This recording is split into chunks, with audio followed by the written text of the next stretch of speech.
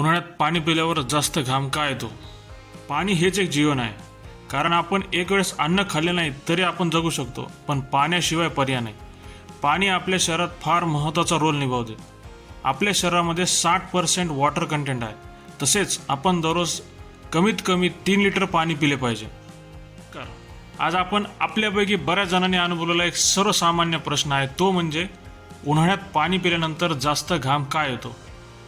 असे का घडते आणि त्यामागील रहस्य काय आहे ते आपण शोधून काढूया.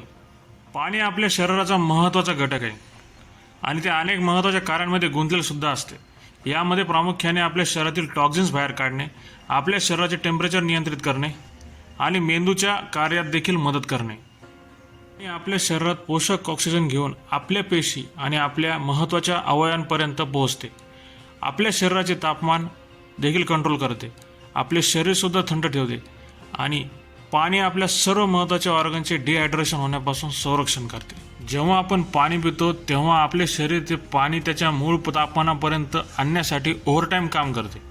परिणामी आपले इंटरनल टेम्परेचर वाढते, ज्यामुळे आपल्याला घाम यायला सुरू होऊन जाते. घाम येणे हा आपल्या शरीराला थंड करण्याचा मार्ग आहे.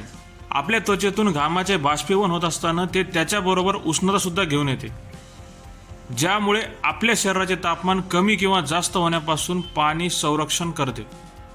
उष्ण आणि दमट परिस्थितीमध्ये पिण्याचे पाणी खरोखर आपल्या शरीराच्या नॅचरली थंड करण्याच्या प्रोसेसला स्टिम्युलेट करू शकते. परिणामी आपला घाम वाढतो. उन्हाळ्याच्या महिन्यामध्ये तुम्ही स्वतःला हायड्रेटेड राहण्यापासून रोखू देऊ नका. आपले एकंदर आरोग्य नीट ठेवण्यासाठी पिण्याचे पाणी महत्त्वाचे आहे. तर आपल्या शरीराचे आहे का, हायड्रेटेड राहा आणि जास्त गरम होण्यापासून बचाव करण्यासाठी सावलीत विश्रांती घ्या. शरीर नक्की तुमचे आभारी राहील.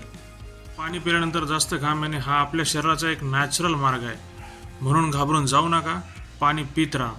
व्हिडिओ आवडला असेल तर नक्की लाईक करा, शेअर करा आणि चॅनलला नवीन बघण्यासाठी आला असाल तर सबस्क्राईब करा.